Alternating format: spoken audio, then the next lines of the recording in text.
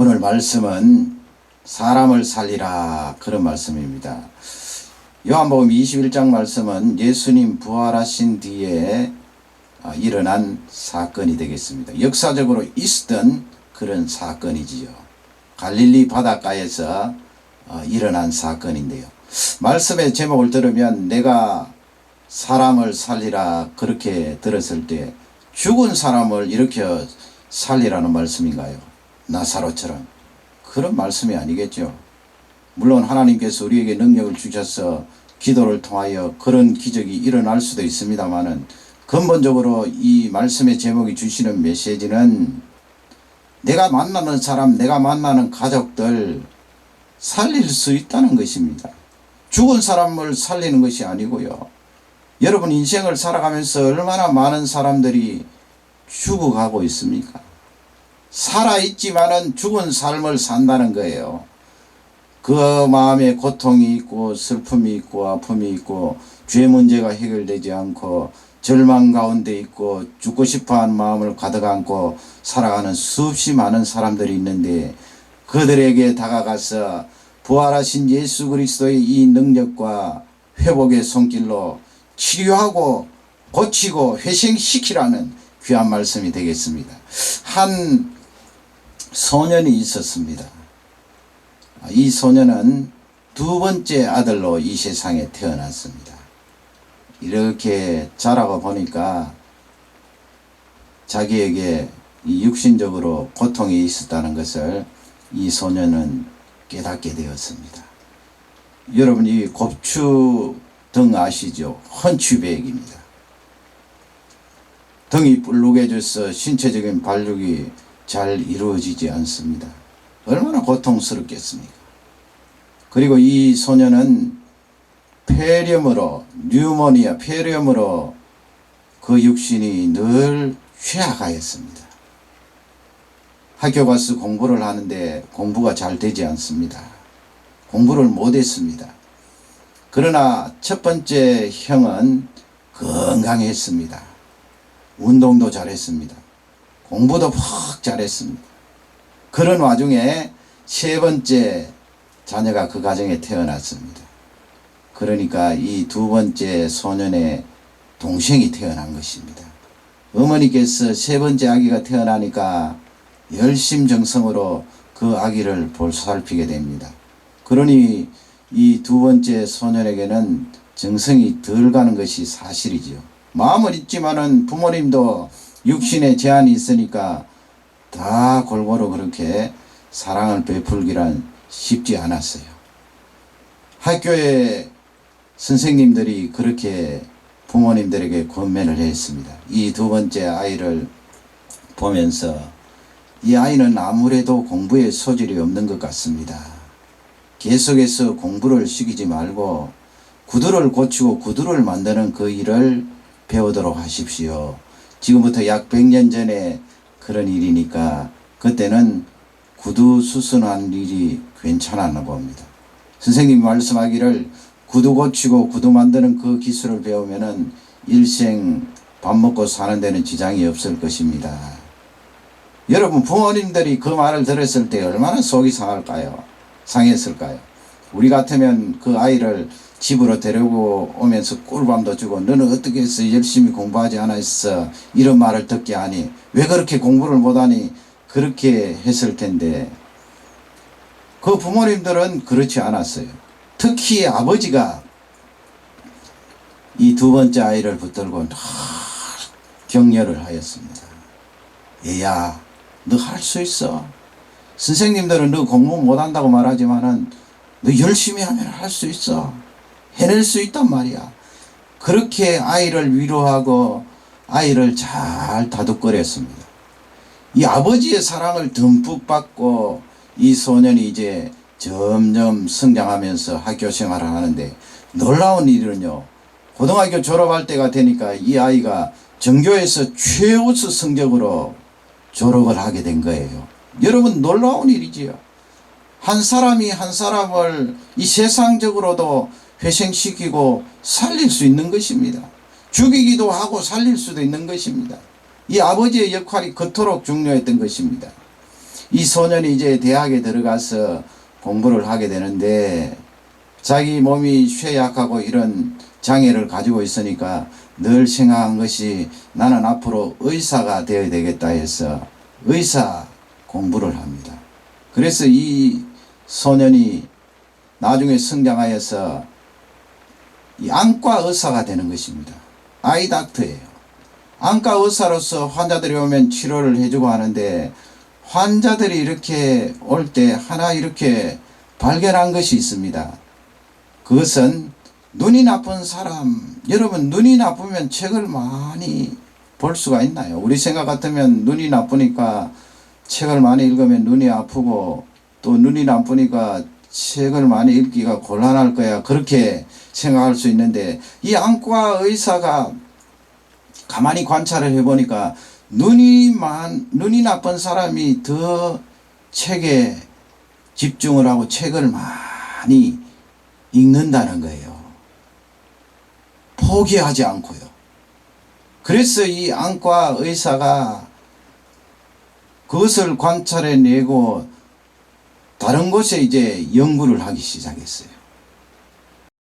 여러분, 어릴 적에 말을 더듬는 사람이 나중에 성장하면 어떻게 될까요? 다 그런 것은 아닙니다만은 이 의사 선생님이 자세히 연구해 봤더니 말을 더듬는 사람이 나중에 성장하여서 훌륭한 웅변가가 연설가가 되는 그런 경우가 있다는 것입니다. 아니 말을 더듬는 사람이 어떻게 그렇게 할 수가 있는가? 말을 더듬기 때문에 말하는 것에 더 집중하고 말하는 것에 대해서 에너지를 투자하고 만일 그 사람이 긍정적으로 생각하고 그 부분에 어려움을 딛고 일었으면 회생할 수 있다는 메시지죠. 유명한 정치인이 되기도 합니다. 그 당시의 시대는 아닙니다만 후대에 여러분 처칠 같은 위대한 정치인은 어릴 적에 말을 많이 더듬었다고 그렇지 않습니까? 그런 예도 한 예인 것입니다. 또 이분이 가만히 관찰을 해보니까 귀가 잘 들리지 않는데 말이죠. 여러분 소리를 잘 들을 수가 없는데 어떻게 음악을 하나요? 음악은 소리를 잘 듣고 소리를 아름답게 낼 수 있도록 창작을 하고 내가 연주를 하는 것 아닙니까? 그러나 귀가 잘 들리지 않은데 훌륭한 음악가가 된다는 것입니다. 그 얘가 베토벤입니다. 그래서 이 의사 선생님이 자기가 하고 있던 그 안과 일을 접고 정신과로 다시 공부를 하고 연구를 하여서 여러분 그분이 그 유명한 아들러라는 학자입니다. 그 아들러가 펴낸 이론과 치료 방법을 통하여 수없이 많은 사람들이 회생되고 부모들이 자녀를 양육하고 교육할 때 그 방법을 통하여 많은 유익을 얻었던 것을 볼 수가 있습니다. 여러분 이 아들러의 예를 통하여 그 아버지가 아들러라는 이 귀한 아들을 회생시키고 살렸습니다. 한 사람을 향하여서 그렇게 정성을 쏟고 사랑을 쏟았을 때 어떤 사람은 이 아이는 더 이상 이 분야에는 불가능하다 말했지만은 그 아이가 그 분야에 계속해서 노력과 에너지를 쏟으면서 나중에는 귀한 연구를 통하여 많은 사람들에게 영향을 미치지 않았습니까? 우리는 예수 그리스도의 부활과 그분의 능력을 체험한 사람들입니다. 그 부활의 능력은 얼마나 놀라운데요.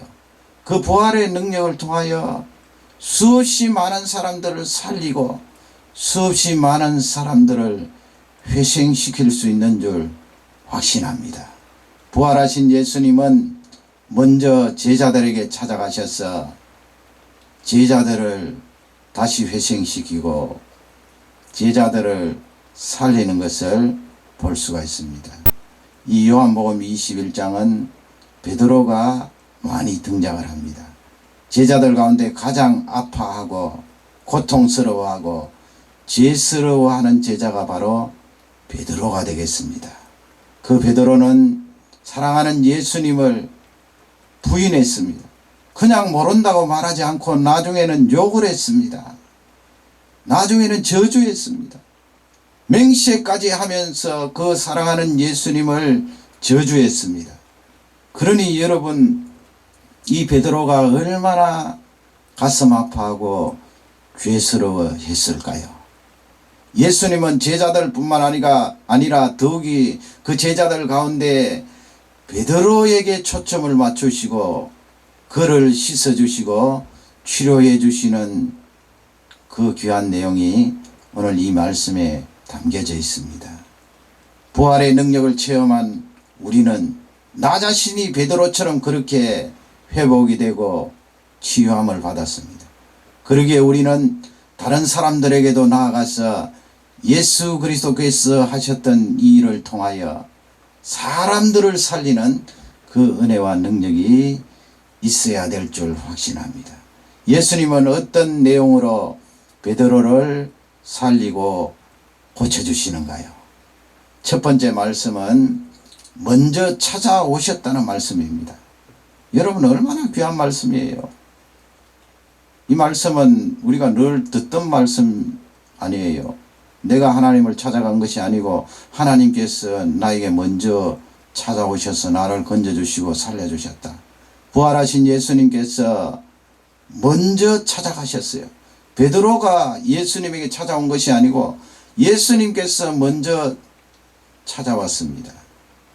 4절 말씀에 가면은 날이 셀 무렵이 되었는데 약간 어둠이 있었겠지요. 제자들은 바다 안에 들어가서 열심히 고기를 잡고 있습니다. 해변가에 예수님께서 부활하신 육신을 가지고 거기 서 계신 것입니다. 고기를 잡던 제자들이 예수신 줄 알 리가 없었습니다. 예수님은 그러나 먼저 거기에 찾아오셔서 서 계셨습니다. 우리가 가정생활을 하면서 부부간에도 잘 안 되는 것이 있습니다. 그것이 무엇입니까?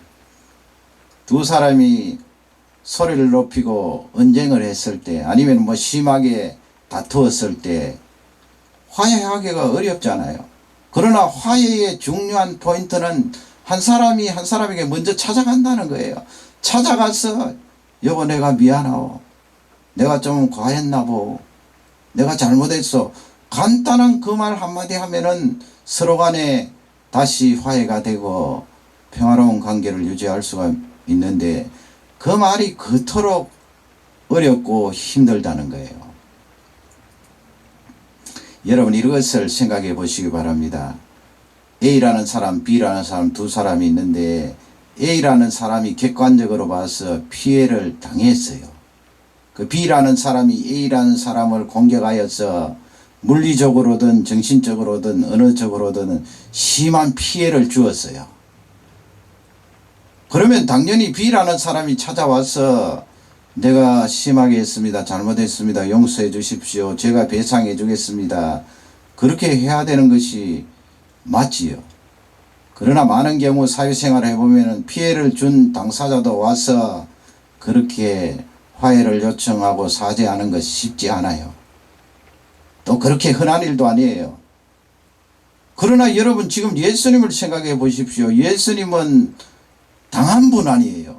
베드로와 예수님을 놓고 그날 밤 잡히시던 날 밤에 그 일어난 일을 생각하면은 베드로가 예수님에게 피해를 준 거예요. 예수님은 당하신 분이에요. 당해도 보통 당하신 것이 아니에요. 3년 동안 베드로를 사랑하시고 3년 동안 하나님의 말씀을 가르치시고 기적과 이적을 드러내시면서 베드로에게 꿈을 주신 예수님, 그 예수님을 향하여서 베드로가 저주하고 욕을 하면서 예수님이 당하신 것입니다. 그러나 부활하신 예수님은 당하신 분임에도 불구하고 먼저 찾아오셨다는 것입니다. 이것이 얼마나 어려운 일인가요? 이 세상 같았으면 말이죠, 신문에 날 일 아닙니까, 여러분? 그러나 우리 예수님은 스스럼 없이 한 사람 베드로를 생각하시면서 그에게 먼저 찾아오셨습니다. 여러분, 인생을 살면서 하나님 앞에 죄송한 것, 있으십니까? 사람 앞에 죄스러운 것 있습니까? 사람 앞에 고통스럽고 아픈 것이 있으십니까? 하나님은 그 성령 하나님으로 말미암아 언제든지 나에게 먼저 찾아와 주셔서 말씀을 주시고 나에게 은혜를 주시고 그 아픔과 죄스러운 마음 고통을 다 씻어 주시는 줄 확신합니다. 찾아오신 자체가 나를 회복시켜 주시고 치료해 주시는 그 은혜를 말씀하고 있는 것입니다. 여러분, 이 세상을 살면서 지금 현재 내가 찾아가기가 어려운 그런 존재가 있습니까? 그 존재가 사람이라면 다시 한번 이 말씀을 통하여 먼저 찾아가시기 바랍니다. 내가 손해보았던 이익을 보았던 관계없이 부활의 능력을 체험한 나라면 먼저 찾아가셔서 말을 하고 먼저 찾아가셔서 사죄할 것은 사죄하고 사과를 하는 그런 일이 일어나기를 주님의 이름으로 축원합니다. 가정에 한 가족들이 같이 살면 매우 가깝고 이야기를 많이 할 것 같지만은 많이 하는 것이 또 사실이지요. 그러나 그렇게 가깝고 자주 대하기 때문에 이렇게 먼저 찾아가는 것이 더 안 될 때도 있는 것입니다. 어떨 때는 묵비권을 행사합니다. 얼굴을 보고 식사를 하지만은 그 묵비권을 통하여 팽팽한 긴장이 계속되는 것입니다. 그럴 때 여러분, 이 말씀을 통하여서 내가 먼저 그 가족에게 찾아가서 말을 하고 위로를 하고 용서를 구하는 그런 일이 일어나기를 주님의 이름으로 축원합니다. 두 번째 주시는 말씀은 예수님께서 제자들의 그 행동에 대해서 비난하지 않았다는 것입니다. 여러분, 얼마든지 비난할 수 있지 않나요? 3년 동안 제자들 가르치고 말씀을 전하게 하시고 기적과 이적을 체험하게 하시고 또 제자들을 뽑으신 것 아니에요. 예수님이 친히 기도하시고 12사도를 세우셔서 그들에게 해야 될 일들을 말씀하신 것이 사실입니다. 그러나 지금 예수 그리스도께서 십자가에 죽으신 뒤에 제자들은 다시 옛날 일로 돌아가서 고기를 잡고 있는 것입니다. 여러분, 베드로가 예수 그리스도 앞에 나왔을 때 누가복음 5장에 보면은 예수님께서 베드로를 향해서 내가 장차 사람 낚는 어부가 되리라 그렇게 말씀하지 않았어요. 사명을 말씀하신 거예요. 그럼에도 불구하고 지금 다 잊어버리고 바닷가에 다시 돌아와서 고기를 잡고 있는 제자들을 향하여서 예수님은 그들을 비난할 수가 있습니다. 정죄할 수 있지요. 혼을 낼 수가 있습니다. 너희들 어떻게 해서 나의 말을 다 잊어버리고 이 십자가 사건 뒤에 다시 와서 고기를 잡느냐. 어떻게 된 셈이냐. 제자들을 비난하고 나무랄 수 있으십니다. 그럼에도 불구하고 예수님은 그렇게 하지 않았습니다. 특히 베드로에게 그렇게 하지 않았습니다. 5절 말씀에 가면은 예수님께서 고기 잡는 제자들을 향하여서 얘들아, 얼마나 여러분 우리 번역이 부드러워요. 얘들아, 고기가 있느냐 그렇게 물으세요. 고기가 있느냐. 그랬더니 제자들이 없나이다 하니까 6절 말씀에 배 오른편에 그물을 내리라. 그러면 얻으리라. 그러니까 예수님의 그 말씀을 듣고 제자들이 배 오른편에 그물을 내렸더니 그물이 고기로 가득하여서 그물을 들 수 없을 정도로 많은 고기가 잡혔다고 성경은 기록을 하고 있습니다. 우리 예수님이 얼마나 부드러우셔요. 여러분, 우리 부모님들은 저를 포함하여서 사실 급할 때가 많아요. 너무 급해요. 물론 뭐 아이들이 죄를 짓고 위험한 쪽으로 나아가면은 당장 그 자리에서 스탑할 수 있도록 그렇게 강력하게 대처해야 됩니다만은, 그러나 그렇지 않을 경우에 우리가 너무 서두르고 급해요. 뭐 많은 경우는 공부를 하느냐 안 하느냐 거기에 초점을 많이 맞출 때가 있습니다. 공부를 안 하면, 공부 안 하고 지금 게임을 하고 있으면 못마땅한 거예요. 그래서 게임하고 있는 그 자녀에게 가서 당장 멈추라고 말하고 화를 낼 때가 많이 있습니다. 예수님 방법대로 하면 그렇게 하시지 않는다는 거예요. 게임하는 그 자녀들에게 다가가서 공감을 해준다는 거예요. 지금 보세요. 예수님께서 고기 잡고 있는 제자들에게 비난하지 않고 너희들 고기가 있느냐? 지금 차츰차츰 제자들이 하고 있는 그 일 속으로 들어가잖아요. 고기가 있느냐? 그러니까 우리 자녀들을 향해서 게임 재미있니? 그렇게 물을 수 있다는 것입니다. 그리고 지금 점수가 어느 정도 되니? 이 게임의 내용은 무엇이니? 여러분 그렇게 차츰차츰 그 일 속으로 들어가고 물어주는 것이 바로 공감입니다. 공감. 예수님이 제자들이 하는 그 일을 지금 공감하고 계시는 거죠. 사람을 회복시키고 회생시키기 위해서는 공감이라는 이 작업이 있어야 되는 것입니다. 그렇지 않고 너 그만둬. 얘들아 고기 잡지 마.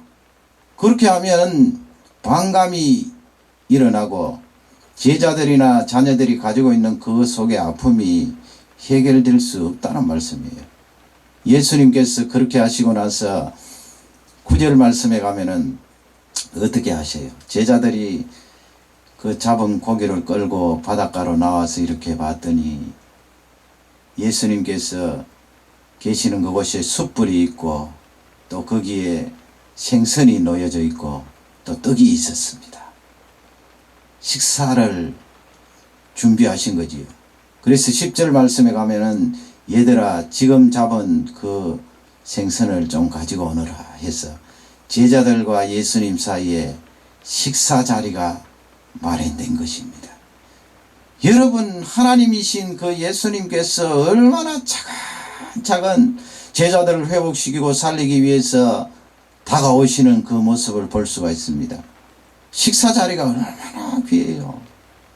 그 식사자를 통하여 대화가 오가고 식사자를 통하여 서로를 위로하면 회복이 되고 고쳐지는 능력의 역사가 나타나는 줄 확신합니다.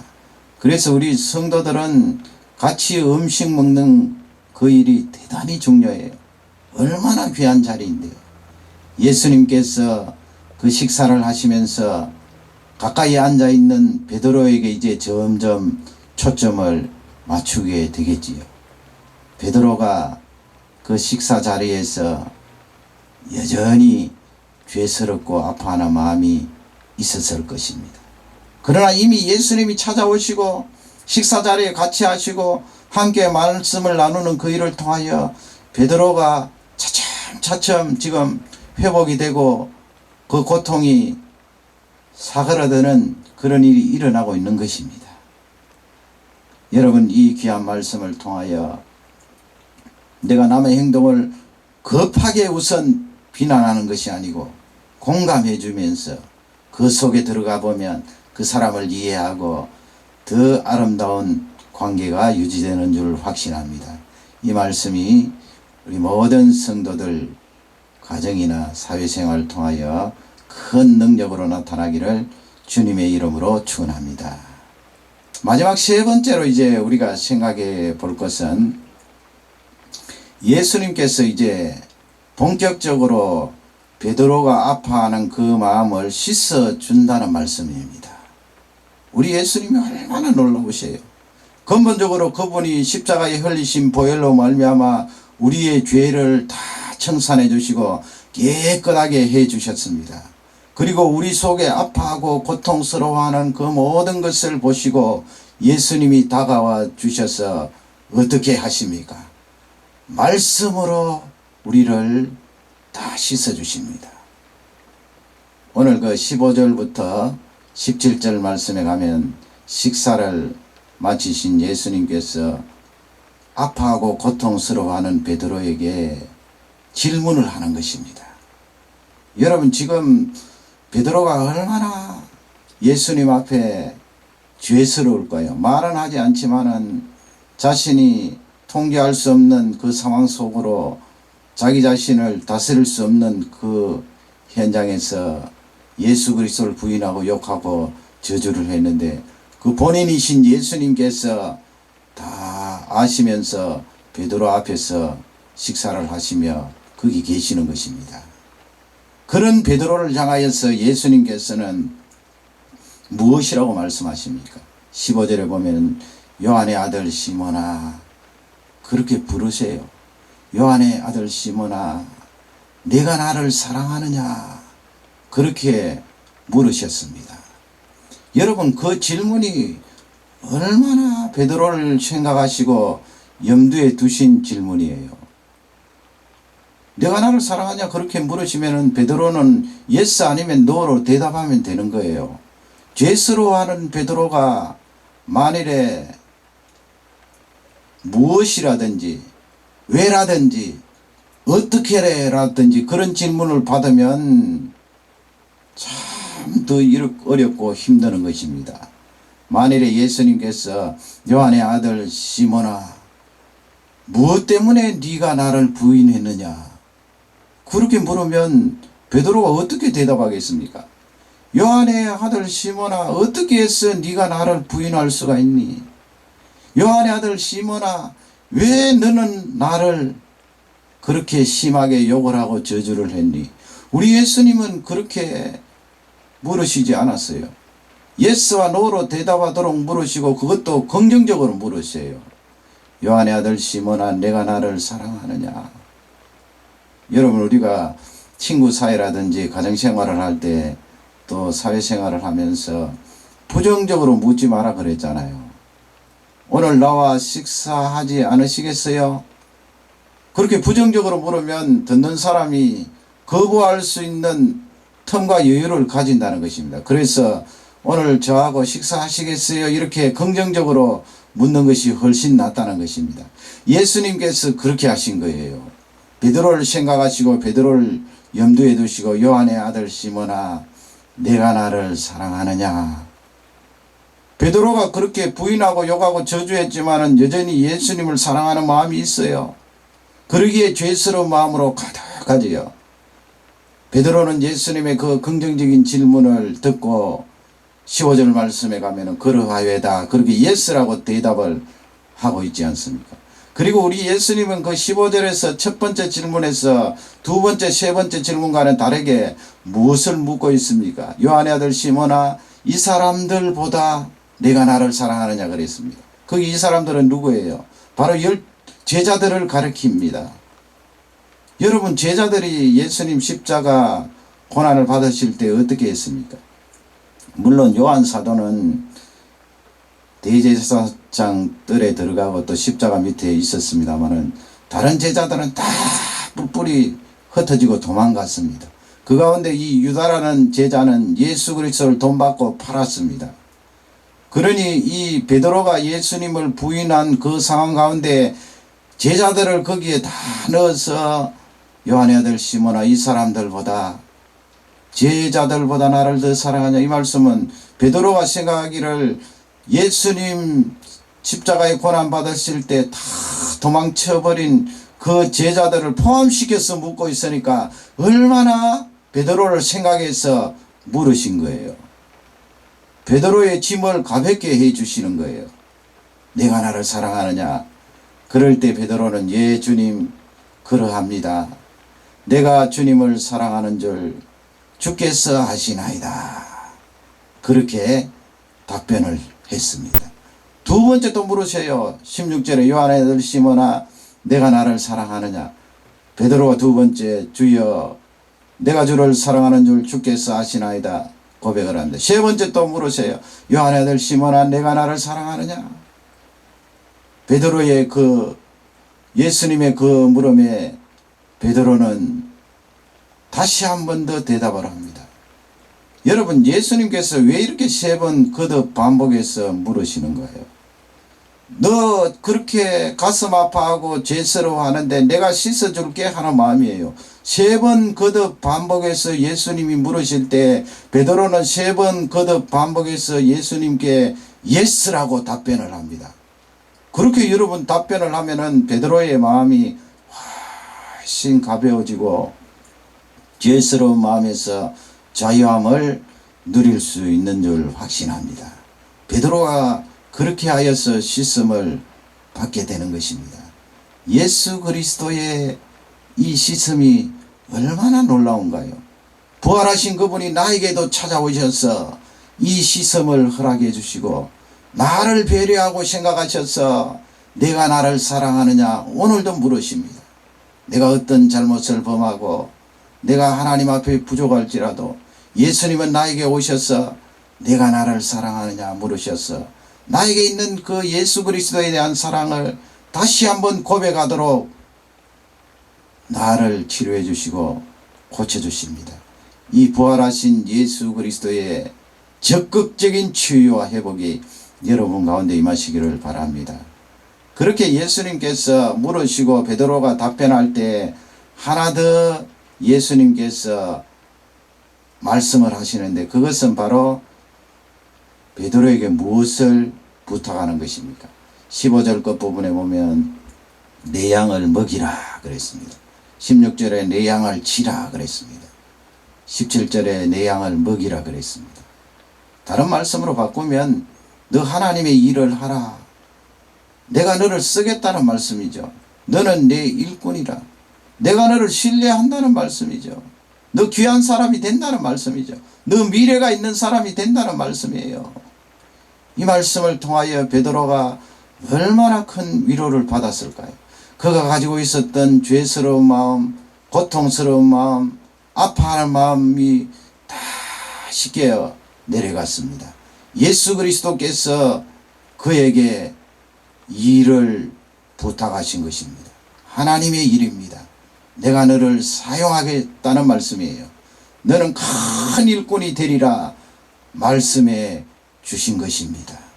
여러분, 이 복음의 메시지가 우리에게도 그대로 해당되는 것입니다. 부활은, 예수님의 부활은 장차 우리가 누릴 영원한 부활을 확정시켜 주셨습니다. 우리도 부활할 것입니다. 그리고 또 하나 우리에게 주시는 축복은 이 세상에 사는 동안에도 나의 아픔과 고통과 슬픔과 모든 어려움들을 부활하신 예수 그리스도께서 오셔서 치유해 주시고 회복시켜 주셔서 사는 역사가 나타난다는 것입니다. 여러분, 내가 살면 나만 사는 것입니까? 내가 삶으로 가정의 가족들이 살고 나를 만나는 모든 사람들이 살아나고 일어나는 능력의 역사가 나타나는 줄 확신합니다. 이 말씀이 우리 모두에게 축복이 되기를 주님의 이름으로 축원합니다.